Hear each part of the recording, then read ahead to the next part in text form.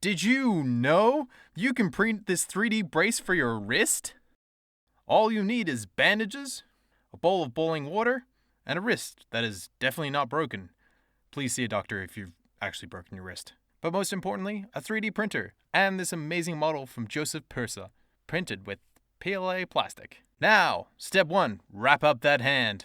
Step 2, place that 3D print in the boiling water, and about 2 minutes should do it. Step 3, carefully retrieve the print and wrap it around that hand before it cools.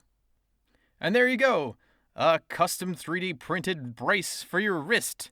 If it's painfully obvious that you've broken your wrist, please see a doctor, because